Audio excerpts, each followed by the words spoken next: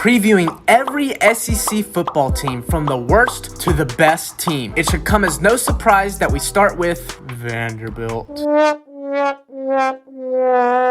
Vanderbilt has only won 5 times in the last 3 seasons, which is the worst 3-year stretch they've had since 2004. And it won't be getting much easier this year for Vanderbilt as they play 6 road games, the most of any SEC team this season. Oh, and by the way, 2 of those away games are against Georgia and Alabama. Vanderbilt will need to rely on the linebacker duo of Ethan Barr and Anthony Orji, both of which led the team in tackles by a considerable margin last season.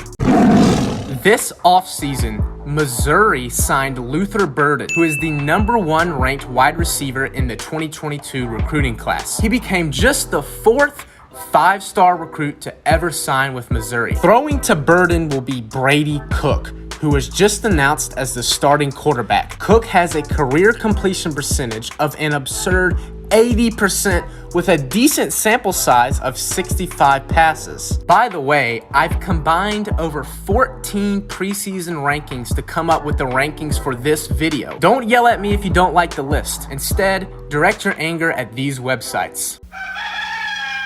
Most college football fans know that South Carolina landed quarterback Spencer Rattler from the transfer portal. Even though Rattler was benched at Oklahoma last year, he actually would have led the country in completion percentage had he played enough games to qualify. And Rattler will be protected by an experienced offensive line. Every projected starter on the Gamecock offensive line had multiple starts last season.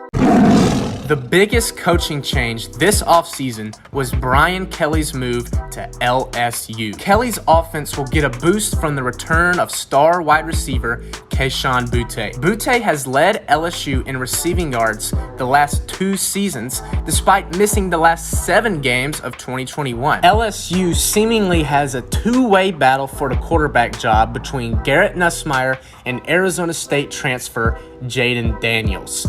Statistically, Jaden Daniels has been the more efficient quarterback, and Daniels is more experienced. Florida has the lowest returning production of any team in the SEC. That basically means that most of Florida's productive players from last season are no longer on the team. First-year head coach Billy Napier plans to bring his run-first offense to Florida, and this should suit quarterback Anthony Richardson, as he was actually more efficient as a runner than he was as a passer last season. Contrary to Florida, Mississippi State has the highest returning production in the SEC. The most notable returning player is Will Rogers, who led the FBS in completion percentage last year. Also, MSU threw the ball more than any team in the country, with many of those throws being short and reliable passes. This is all a part of Mike Leach's offensive system, and it won't be changing anytime soon. According to my ratings, Auburn has the most difficult schedule in the SEC this season. Similar to Vanderbilt, the Tigers will have to play on the road against both Georgia and Alabama. Auburn will have some holes to fill on defense. They've lost all 4 players who led the team in pass deflections last season. To help fill the gap, Auburn went to the transfer portal and landed safety Craig McDonald and cornerback DJ James.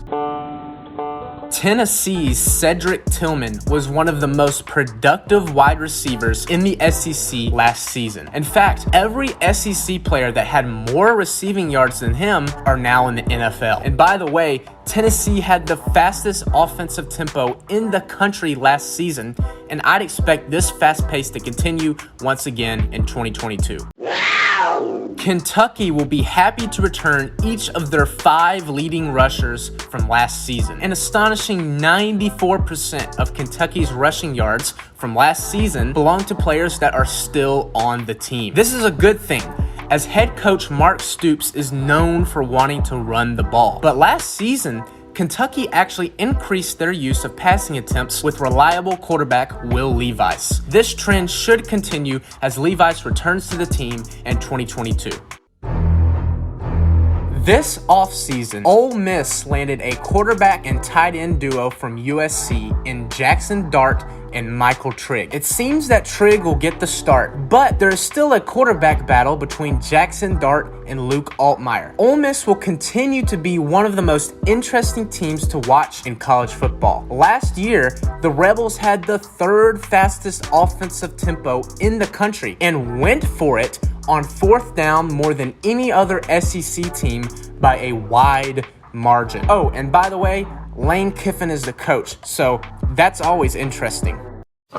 The middle of the season is crucial for Arkansas as they only play at home once from September 18th to November 4th. The only home game during that stretch? Alabama. Luckily, Arkansas returns starting quarterback KJ Jefferson, who is one of the two quarterbacks in the SEC that led their team in passing and rushing yards last season. Arkansas is also returning their offensive coordinator, Kendall Briles, whose read option offense helped the Razorbacks lead the SEC in rushing yards last season.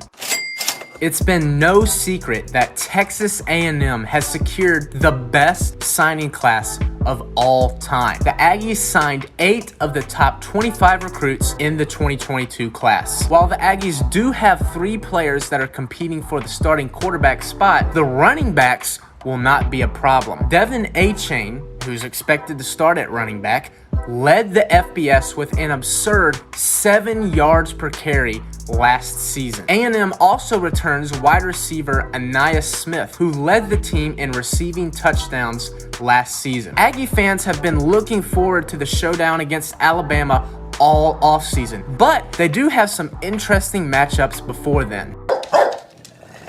According to my ratings, Georgia has the easiest schedule in the SEC this season. But this is definitely not a bad thing for Georgia, as they need time to rebuild their team. This offseason, the Bulldogs lost a college record 15 players to the NFL draft. But quarterback Stetson Bennett is returning, which gives the Dogs a solid core of leadership. He will throw to one of the best tight end duos in the country, with Brock Bowers, who is SEC Freshman of the Year, and Eric Gilbert, who is a 5-star recruit that missed the entirety of the 2021 season. Georgia should be able to cruise through their schedule en route to the SEC title game.